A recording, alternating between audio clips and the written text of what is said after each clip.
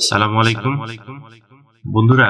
Chat GPT বা AI কে যদি ইয়াজুজ মাজুজ সম্পর্কে প্রশ্ন করা হয় তাহলে কি উত্তর পাওয়া যায় সেটা আজকে আমরা দেখব।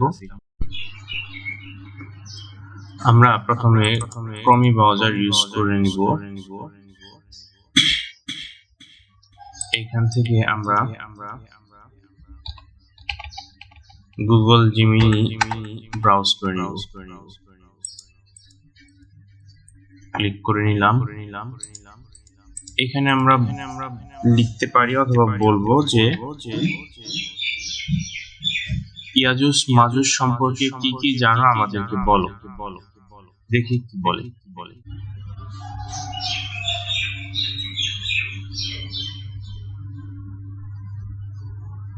আমরা ভয়েসটা চালু করে দিচ্ছি, শুরু থেকে শুনবো। এখানে ইয়াজুজ এবং মাজুজ সম্পর্কে কিছু তথ্য দেওয়া হলো। ইয়াজুজ মাজুজের পরিচয়। ইয়াজুজ এবং মাজুজ হলো দুটি মানব গোষ্ঠী। এদের আবির্ভাব কিয়ামতের অন্যতম বড় আলামত। বিভিন্ন ধর্মীয় গ্রন্থে এদের সম্পর্কে উল্লেখ আছে। ইসলামে এদেরকে এমন এক জাতি হিসেবে বর্ণনা করা হয়েছে যারা অতীতে পৃথিবীতে অনেক বিপর্যয় সৃষ্টি করেছিল। এদেরকে প্রায় গগ এবং মগগ হিসেবে উল্লেখ করা হয়। কুরআনে ইয়াজুজ মাজুজ। কুরআন অনুযায়ী জুলকারনাইন নামে এক পুণ্যবান শাসক একটি দুর্গম অঞ্চলে ভ্রমণ করছিলেন। সেখানে তিনি এমন এক জনগোষ্ঠীর সন্ধান পান যারা তার কাছে ইয়াজুজ ও মাজুজের অত্যাচার থেকে রক্ষা পাওয়ার জন্য সাহায্য চেয়েছিল। তারা বলেছিল, ইয়াজুজ এবং মাজুজ তাদের ওপর হামলা করে তাদের জীবনযাত্রা দুর্বিষহ করে তুলেছে। জুলকারনাইন তখন তাদের সাহায্য করার জন্য একটি বিশাল প্রাচীর নির্মাণ করেন। এই প্রাচীরটি লোহা এবং গলিত তামা দিয়ে তৈরি করা হয়েছিল। এই প্রাচীরটি এতটাই মজবুত ছিল যে ইয়াজুজ এবং মাজুজ এটি ভেদ করে বের হতে পারত না। হাদিসে ইয়াজুজ মাজুজ। হাদিস অনুযায়ী কিয়ামতের খুব কাছাকাছি সময়ে ইয়াজুজ এবং মাজুজ সেই প্রাচীর ভেঙে বেরিয়ে আসবে। তারা পৃথিবীতে ছড়িয়ে পড়বে এবং সবকিছু ধ্বংস করতে শুরু করবে। তারা এতটাই সংখ্যায় বেশি হবে যে তাদের মোকাবিলা করা মানুষের পক্ষে অসম্ভব হয়ে যাবে। হাদিসে বলা আছে, তাদের প্রথম দলটি একটি হ্রদ অতিক্রম করবে এবং এর সমস্ত পানি পান করে ফেলবে। এরপর যখন তাদের শেষ দলটি সেখানে আসবে তখন তারা বলবে, একসময় এখানে পানি ছিল। তাদের ধ্বংসাত্মক কার্যক্রম এত বিশাল হবে যে পৃথিবীর কোনো মানুষই তাদের বাধা দিতে পারবে না। অবশেষে আল্লাহর নির্দেশে তারা সব ধ্বংসযজ্ঞ ত্যাগ করবে। ইয়াজুজ মাজুজের বৈশিষ্ট্য। ইয়াজুজ এবং মাজুজ সম্পর্কে সুনির্দিষ্টভাবে বলতে গেলে এদের কিছু সাধারণ বৈশিষ্ট্য হলো: সংখ্যা, তাদের সংখ্যা অসংখ্য। শক্তি, তারা শারীরিক দিক থেকে অত্যন্ত শক্তিশালী। ধ্বংসযোগ্য, তারা যখন পৃথিবীতে আসবে তখন তাদের প্রধান কাজ হবে ধ্বংস করা। যদি আপনার ইয়াজুজ এবং মাজুজ সম্পর্কে আরো কোনো প্রশ্ন থাকে তাহলে আমাকে জানাতে পারেন। ওকে, ইয়াজুজ মাজুজ এখন কোথায় আছে সুনির্দিষ্টভাবে বলো। সার্চ করছে সে। আমরা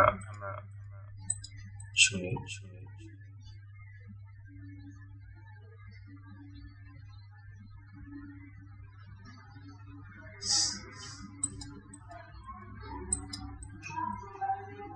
কুরআন এবং হাদিসে ইয়াজুজ ও মাজুজের সঠিক অবস্থান সম্পর্কে স্পষ্টভাবে কিছু বলা হয়নি। তাই নিশ্চিত করে বলা সম্ভব নয় যে তারা ঠিক কোথায় আছে। তবে বিভিন্ন তাফসীরবিদ, ঐতিহাসিক এবং গবেষকগণ কিছু সম্ভাব্য স্থান সম্পর্কে ধারণা দিয়েছেন। বিভিন্ন মত ও ধারণা। ককেশাস পর্বতমালা।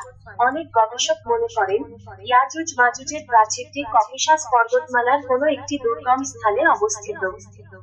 এই অঞ্চলটি কৃষ্ণ সাগর এবং কাস্পিয়ান সাগরের মাঝে অবস্থিত। এখানকার দারিয়াল গিরিপথকে দারিয়াল গজ অনেকে সেই প্রাচীরের সম্ভাব্য স্থান হিসেবে চিহ্নিত করেছেন। চীনের উত্তরে কেউ কেউ বলেন যে ইয়াজুজ মাজুজ তুর্কিদের অন্তর্ভুক্ত একটি জাতি এবং তারা চীনের উত্তরে অবস্থিত। তবে এটি শুধু ধারণা, কোনো নিশ্চিত তথ্য নয়।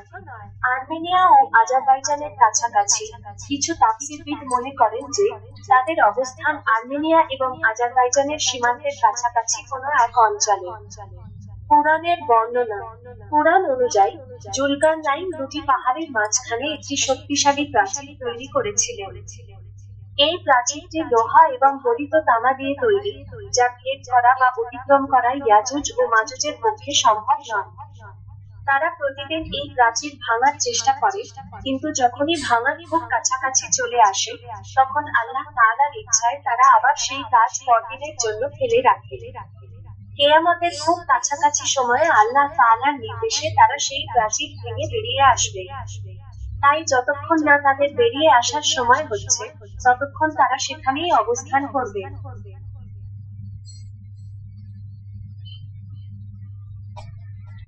ওকে, ইয়াজুজ মাজুজ এর বর্তমান জীবনযাত্রা সম্পর্কে তুমি কি জানো?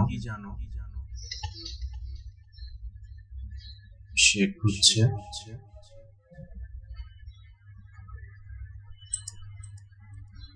আমরা শুনি। ইয়াজুজ ও মাজুজের বর্তমান জীবনযাত্রা সম্পর্কে কোনো সুনির্দিষ্ট তথ্য ইসলামী ধর্মগ্রন্থসমূহে নেই। কারণ কোরআন ও হাদিসে তাদের বর্তমান অবস্থা বা জীবনযাপন নিয়ে বিস্তারিত আলোচনা করা হয়নি। তবে কিছু ধর্মীয় বর্ণনা থেকে আমরা তাদের সম্পর্কে একটি সাধারণ ধারণা পাই। ইয়াজুজ মাজুজের জীবনযাত্রা সম্পর্কে ধারণা। 1. দেয়ালের পেছনে অবস্থান। কোরআনের বর্ণনা অনুযায়ী জুলকারনাইন তাদের থেকে মানুষকে রক্ষা করার জন্য একটি শক্তিশালী প্রাচীর তৈরি করেছিলেন। সেই প্রাচীরটি লোহা এবং গলিত তামা দিয়ে তৈরি করা হয়েছে, যা ইয়াজুজ ও মাজুজ ভেদ করতে পারছে না। হাদিসের বর্ণনা মতে তারা প্রতিদিন সেই প্রাচীর ভাঙার চেষ্টা করে। দিনের শেষে যখন তারা প্রাচীর প্রায় ভেঙে ফেলার কাছাকাছি চলে আসে, তখন তারা কাজটি পরের দিনের জন্য রেখে দেয়। এভাবে আল্লাহ তাআলার ইচ্ছায় তারা প্রাচীর থেকে মুক্ত হতে পারে না। 2. বংশ বিস্তার। তাদের সংখ্যা অনেক বেশি হবে। এর থেকে বোঝা যায় যে তারা সেই দেয়ালের পেছনে নিজেদের মধ্যে বংশ বিস্তার করে চলেছে। কিন্তু তাদের জীবনযাপন কেমন, তারা কি খায়, বা তাদের সমাজ ব্যবস্থা কেমন, সে সম্পর্কে কোনো স্পষ্ট বর্ণনা নেই। 3. মুক্তির জন্য অপেক্ষা। তাদের বর্তমান জীবনযাত্রা মূলত সেই প্রাচীরের পেছনে বন্দী অবস্থায় কাটছে। তারা পৃথিবীর বাকি অংশ থেকে বিচ্ছিন্ন এবং তাদের প্রধান লক্ষ্য হলো সেই প্রাচীর ভেঙে বাইরে আসা। অতএব ইয়াজুজ ও মাজুজের বর্তমান জীবনযাত্রা সম্পর্কে আমাদের জ্ঞান সীমাবদ্ধ। কোরআন ও হাদিসের মূল বার্তা হলো কিয়ামতের আগে তাদের আগমন হবে এবং তারা পৃথিবীতে বিশৃঙ্খলা সৃষ্টি করবে।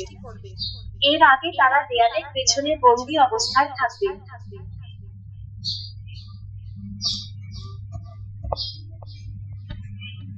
ধন্যবাদ সঠিক তথ্য দেওয়ার জন্য।